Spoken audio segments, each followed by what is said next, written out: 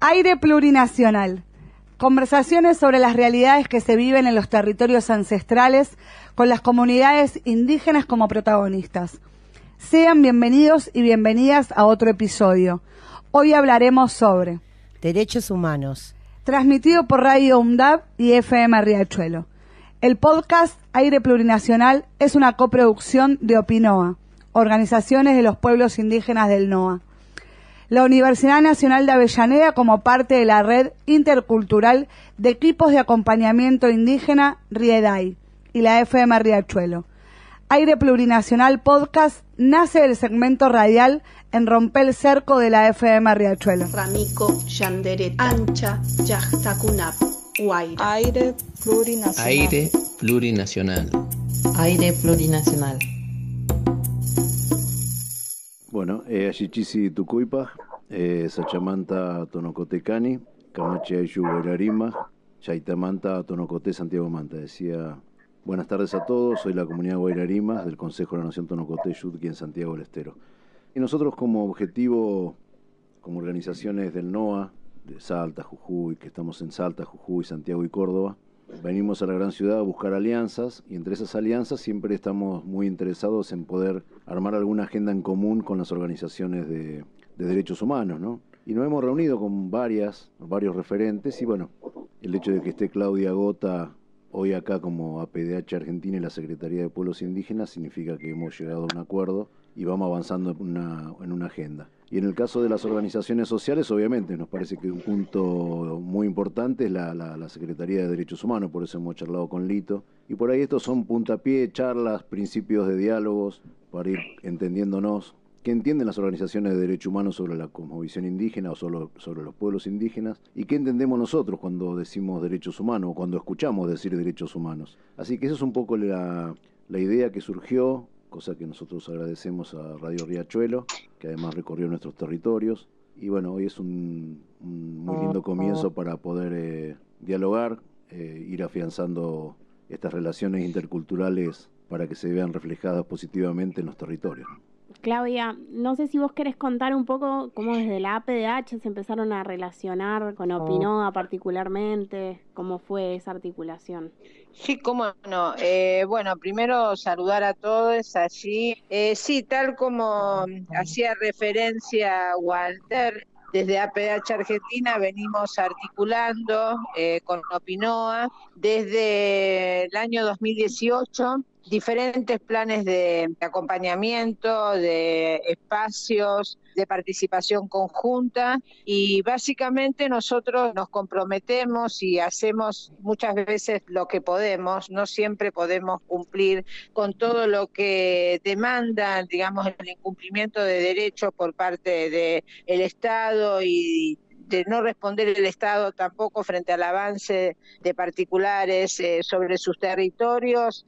Acompañamos sus luchas y cuando debemos intervenir frente a represión, desalojo, usurpaciones, intentamos llegar a todos los puntos donde esta organización, que es una organización realmente importante en número de comunidades y de provincias que abarca, nos demanda. Y de algún modo el estar frente yo, desde ese año, frente a la Secretaría de Pueblos Originarios, establecimos un vínculo realmente afectivo, de respeto y de acompañamiento donde nos retroalimentamos, ¿no? En el sentido de que yo soy una persona que intenta descolonizar los derechos humanos. Los derechos humanos han nacido con un perfil básicamente eurocéntrico y arrastran, como bien dicen los especialistas, todo un lastre colonial, ¿no? Y en ese sentido, los pueblos indígenas no participaron desde la concepción misma de los derechos humanos. Y si bien para nosotros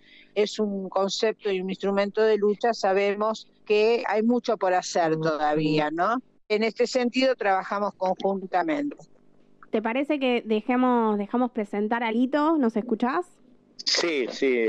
Saludo y festejo el esfuerzo técnico que han hecho. Creo que hay que saludar esa voluntad de vencer, que por sobre las dificultades técnicas que tuvieron, estamos cruzándonos en la comunicación, tanto la compañera como el compañero, en un tiempo en donde claramente estamos frente a la pelea contra un paradigma de muerte, un proyecto de muerte, y la posibilidad de los pueblos de tener el derecho humano de construir otro mundo posible. Por lo tanto, saludo el esfuerzo de la radio, saludo a las compañeras, a la compañera y al compañero, y a la vez, bueno, encontrar una manera renovada de ver la temática de los derechos humanos en un momento tan complejo, tan difícil, pero a la vez de oportunidad histórica de construir otro mundo posible, de dar vuelta a la tortilla, de sumarnos todos los oprimidos, las comunidades originarias, los trabajadores con patrón, los trabajadores sin patrón, todo ese universo de pueblo que va encontrando las organizaciones libres del pueblo para ir peleando por las distintas cosas y tener la capacidad de armar la masa crítica, esa masa crítica que haga de la bronca organización y de la organización la capacidad de un puño para golpear contra el enemigo. Así que saludo, alegre, bien, lejos de cualquier intención de que nos quieran convencer y bajar los brazos, terminando un año con la dignidad de los pueblos puestos de pie y en lucha y queriendo construir otro mundo posible. Walter, ahí Lito mencionaba este trabajo diario que se realiza todos los días por cambiar la sociedad en la que vivimos, esta sociedad en la que él contaba que nos propone un proyecto de muerte. Pensando los puntos en común, ¿no? ¿En qué objetivos podríamos confluir? ¿Qué aporte pensás vos que hacen los pueblos originarios en esta lucha? Nosotros lo que hacemos es traer a la gran ciudad la información que no está en la currícula de la escuela.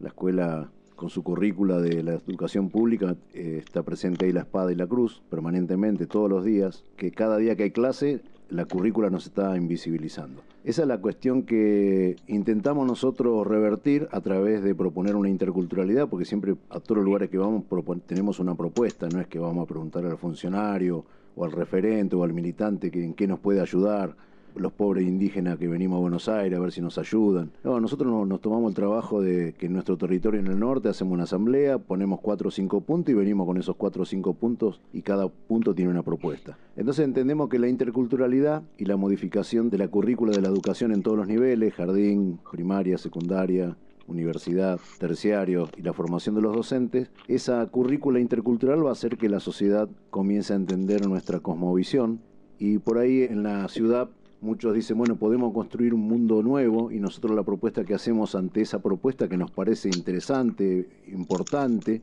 le decimos, ese mundo ya existe, lo tenemos en terapia intensiva, que es la cosmovisión de los pueblos indígenas. Entonces venimos a proponer eso, lo que hay que hacer es potenciar eso, descolonizarnos y todos juntos poder construir esa interculturalidad. Recordemos que espiritualmente estamos en un proceso que se llama Pachacuti, que fue ya predecido por los sabios de la cultura andina, donde iba a haber todo un volver a los saberes ancestrales y un presidente en Uyutas, ¿no? Cuando decimos, bueno, el calzado de la ojota, más conocida, la Uyuta sería. Bueno, eso ya sucedió. Bueno, el presidente indígena fue Evo.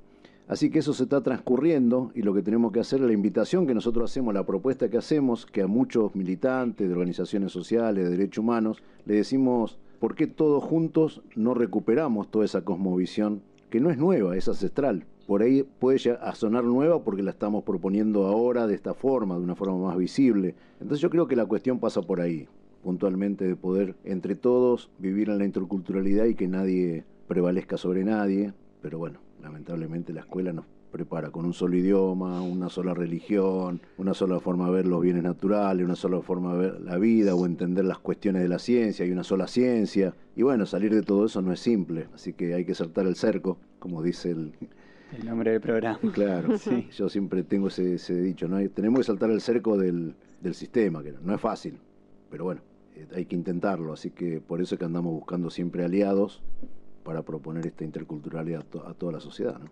Claudia, respecto de los puntos a trabajar, como institución que trabaja la temática de derechos humanos, ¿cuáles son las proyecciones para el futuro, para construir? ¿Cuáles son las cosas que tienen pensados por profundizar?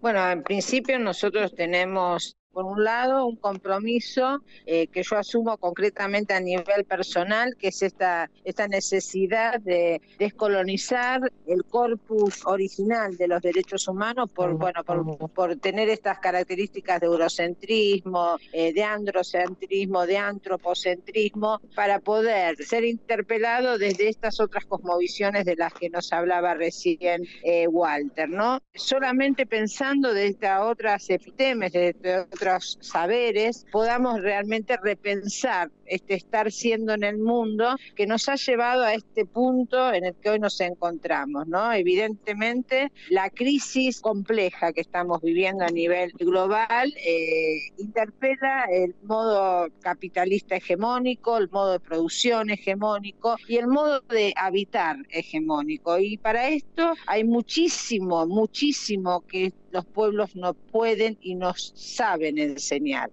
Yo siempre digo que gran parte de lo que sé no lo he aprendido en la universidad, sino acompañando la lucha de los pueblos. Y en ese sentido nosotros, junto a Opinoa, estamos como gesto político, ¿no? Acompañando esta revisión de los marcos jurídicos que hay que hacer, porque de algún modo está claro que el Estado está en falta. Hay una gran deuda del Estado-Nación respecto de un corpus legislativo que está y no se cumple, y de otros que están ausentes y que la misma Constitución del año 94 auguró como necesaria y urgente. Y en ese sentido estamos acompañando la propuesta de Opinoa en torno a una ley de propiedad comunitaria indígena, porque como ustedes saben, los desalojos, las usurpaciones, las situaciones de violencia institucional se reiteran cotidianamente en muchos de los territorios de los pueblos, naciones y comunidades originarias en nuestro país,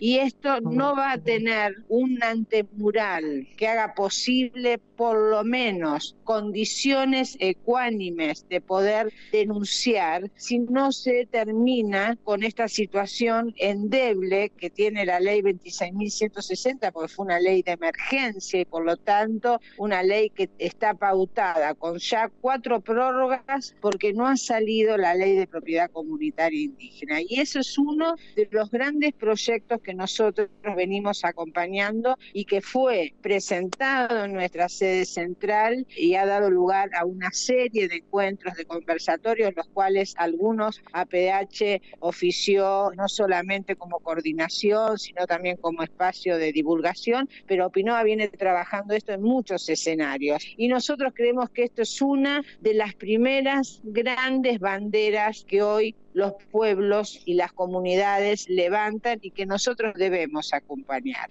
porque los territorios que están aún, por suerte, en manos de nuestros pueblos originales, nuestros pueblos preexistentes al Estado, han sabido defender la biodiversidad, tanto biológica como la diversidad cultural, frente al acecho del mercado y del capital. Y para nosotros esto es una gran deuda y a la vez un gran compromiso que como organismo de derechos humanos hemos asumido. Por supuesto que esto no es una tarea fácil porque nos enfrentamos a grandes intereses, pero sin perder de vista que el que está poniendo la defensa de esos territorios cotidianamente, en los cuales muchos y muchas de nuestros hermanos y hermanas han sido violentados y no pocos han sido asesinados, nosotros estamos justamente como organismo que respalda, pero sabemos que realmente lo que las están pasando muy mal son muchos hermanos y hermanas.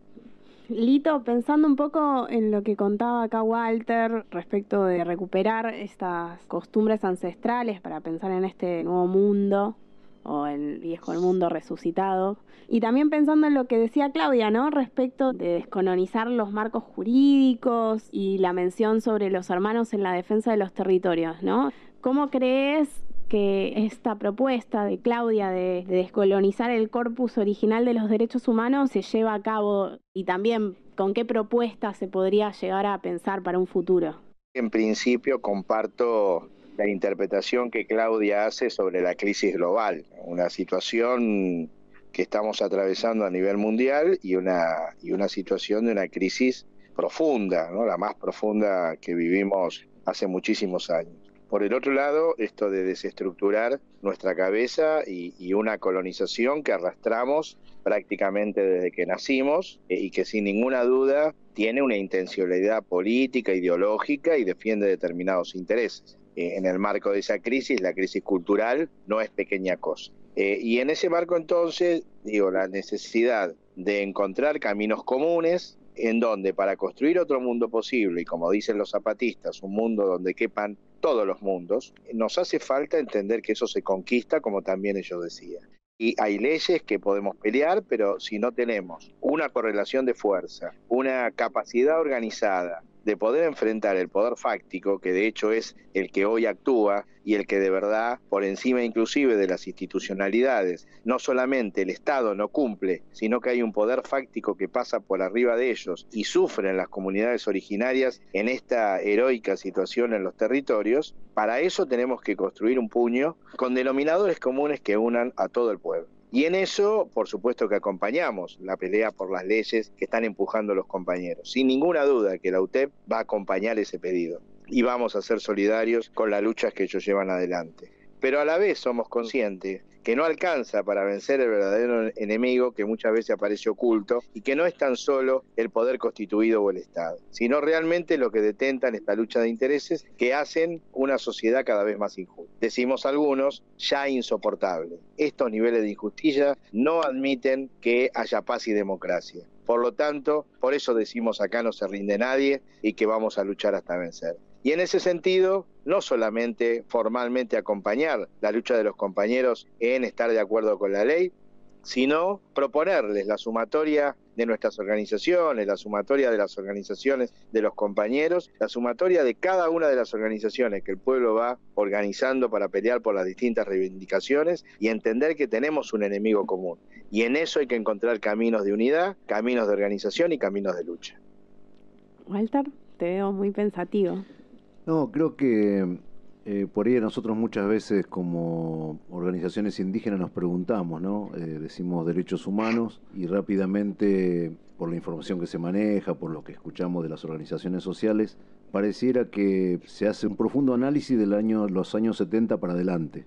Y nos preguntamos, ¿no? Que todas esas cuestiones que lamentablemente sucedieron en esas épocas con la dictadura militar, cívico-militar, ya viene sucediendo desde hace mucho tiempo. Bueno, de hecho, hoy por hoy hay 2 masacres que cometió el Estado que tienen vigencia, en 1929 en Napalpí, con el pueblo Com en el Chaco, y Rincón Bomba en Formosa con el pueblo Pilagá. Entonces es como que la tarea que vemos es ir empezando a encontrarnos con estos referentes, ¿no? Que nos permiten hablar y que nos escuchan. Algo tan simple, ¿no? El ser humano tiene 2 orejas, pero lo que menos hace es escuchar.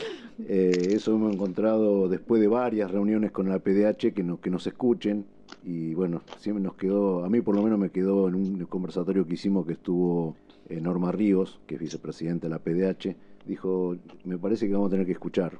Y cuando ella se puso como ejemplo, cuando detenidamente los escuché, bueno, hoy estamos afianzando una alianza. Así que me parece que la cuestión pasa por ahí. Nosotros, si tendríamos que reemplazar la palabra derechos humanos, la podríamos reemplazar por la palabra territorio. Territorio es la vida, territorio es la medicina, territorio es el arte, territorio es el acceso al agua, el territorio es reconstruir nuestras identidades. Es una cosa, no sé, a mí me gusta por ahí más el derecho a la vida, ¿no? Más que el derecho humano, porque si no es como que también de alguna manera tenemos que plantear como nativos un aporte a esa palabra derechos humanos que hoy en general, no digo que todos, pero que en general el tema del avasallamiento de los derechos humanos se conoce fuertemente de los 70 para adelante. Entonces creo que la cuestión esta de la interculturalidad nos permite poder analizar mucho más atrás, ¿no?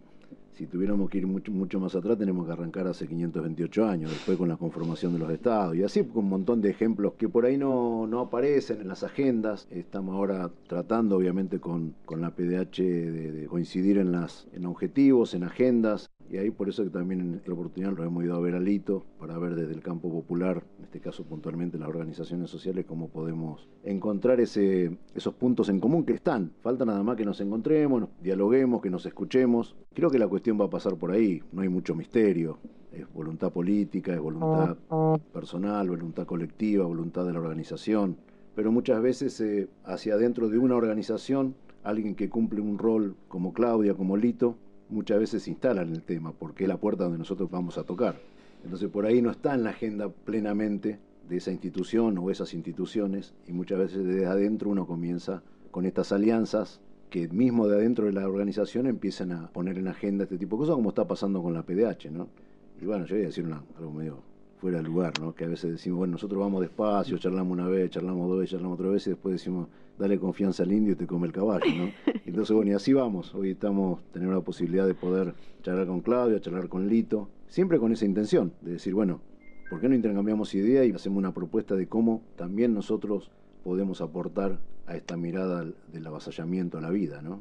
Más allá de todo lo programático que ha contado Walter, me quedé pensando en esta frase que dice, el territorio es vida. Y pensaba en estos titulares, en estas noticias que desarrollaron hace un ratito en Rompe el Cerco, respecto de un desalojo que están llevando a cabo en Jujuy, en una comunidad del pueblo Cloya, y también un desalojo en Salta, llevado adelante por la policía de Cachi, a una comunidad del pueblo de Aguita. Y pensaba, ¿no?, en esto que decía Walter respecto del territorio es vida y respecto de la importancia de esta ley, la ley de propiedad comunitaria, para destacar el valor que han tenido estos compañeros en la defensa de los territorios, ¿no? ¿Cómo, Clau, vos pensás que esta ley vendría a allanar un poco el camino por la defensa de los bienes naturales, que es una de las cosas más codiciadas por las cuales vivimos en este momento de guerra, lo catalogamos acá?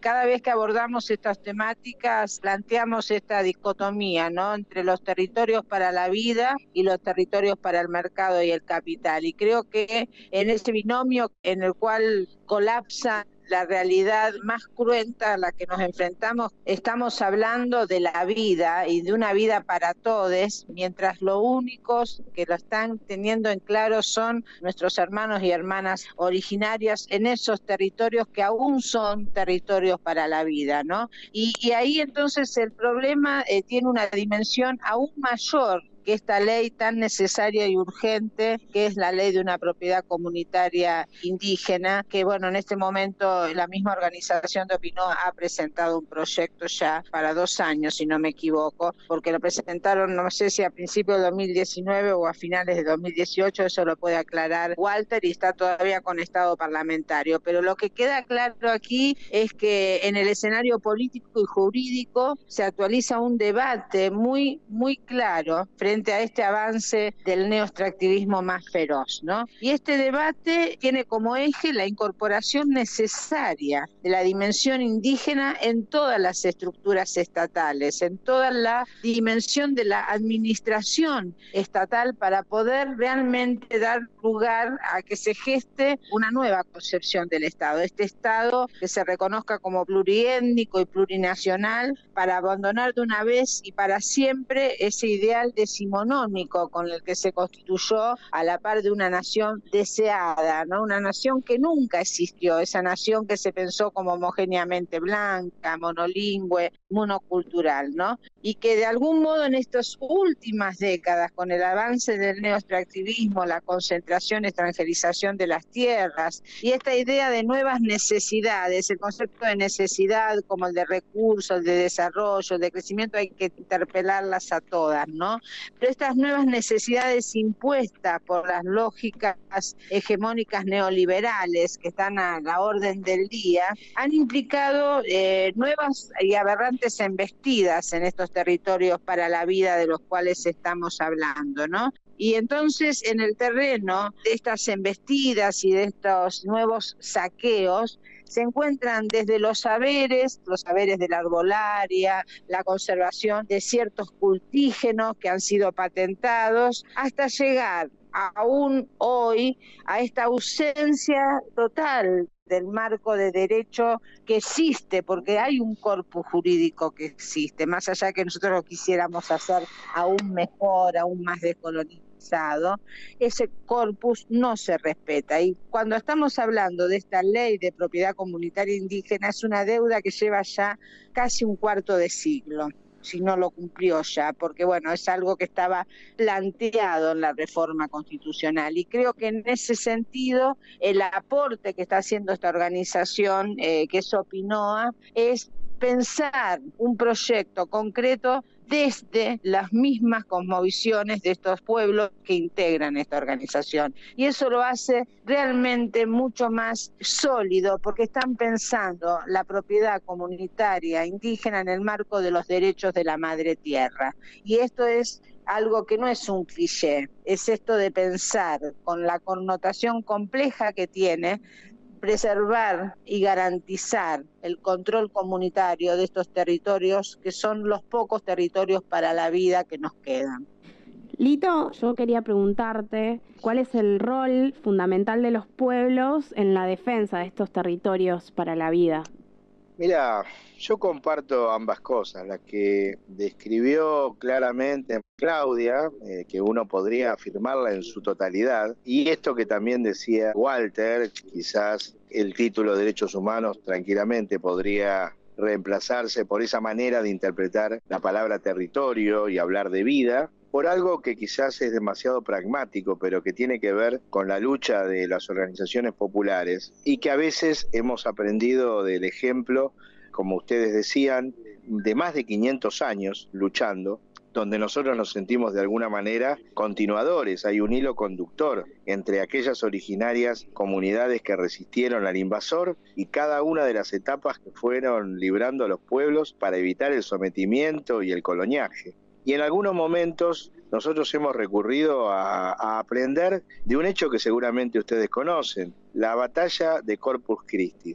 Eso es 1536. Es la batalla que logra expulsar al invasor que hizo la primera fundación de Buenos Aires, y que más allá de como lo cuenten los opresores, que parecían los buenos que llegaron con cascos de metal a traer la vida y traían la muerte a sangre y fuego, se quedaban con lo nuestro y empezaban la etapa de la colonización.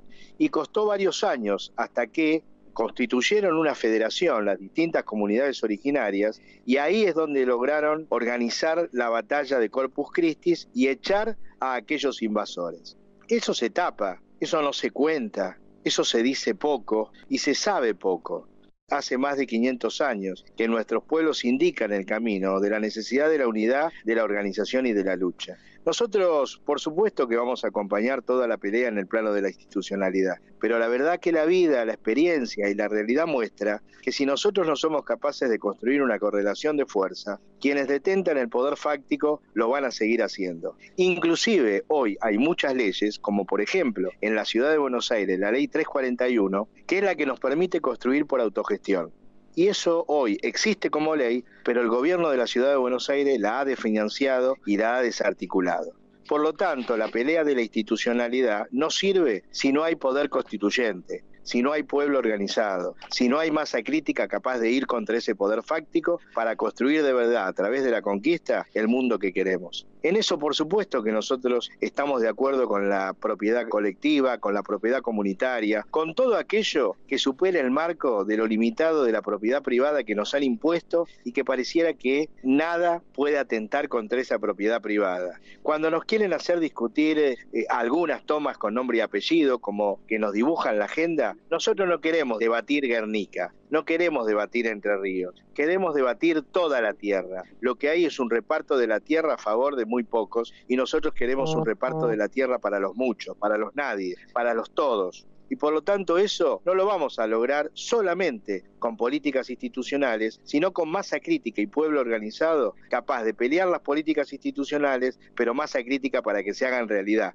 para que no sean letra muerta. En eso los compañeros de las comunidades originarias cuentan con nosotros, cuentan con los movimientos populares, porque entendemos que esa lucha no es más que el hilo conductor de más de 500 años peleando por otro mundo posible.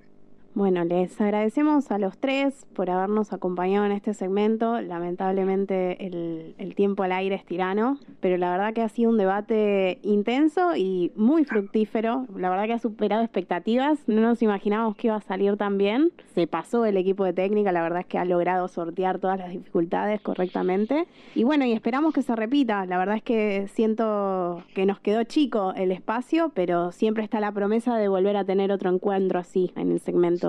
Sí, claro, porque hay mucho más para seguir ampliando esta demanda concreta que, como decía recién Lito, se plantea desde todo el campo popular, porque los pueblos, las comunidades están en ese marco, son también trabajadores, son también movimientos de base que están demandando al Estado, no porque sean una amenaza material para el Estado, no son en ningún modo separatistas, pero sí constituyen un reto ideológico concreto a un Estado que se construyó sobre bases donde no hubo participación ni concurrencia de la política indígena, que tiene mucho para enseñarnos en esta situación de crisis que estamos viviendo. Les agradecemos a los tres. Walter, si querés saludar. Una alegría poder... yo creo que casi no fue un debate, fue escucharnos y coincidir. No, para nada. Casi no hubo debate, digamos, y eso está bueno. Esa también era la idea de poder escucharnos al aire. Así que nosotros decimos, venimos a la gran ciudad con una propuesta intercultural y la vamos a construir entre todos, porque si no, nosotros solos no podemos.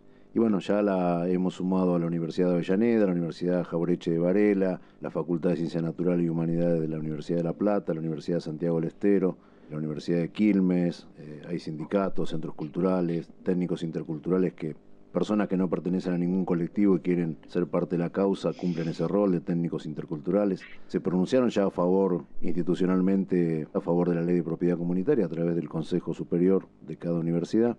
Así que son esas cuestiones que a nosotros nos alientan a seguir proponiendo esta interculturalidad hacia un Estado plurinacional.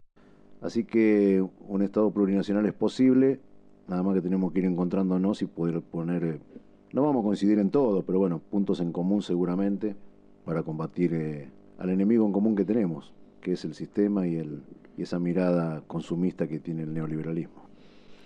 Nuevamente, gracias a los tres por participar y nos encontraremos en otro Aire Plurinacional.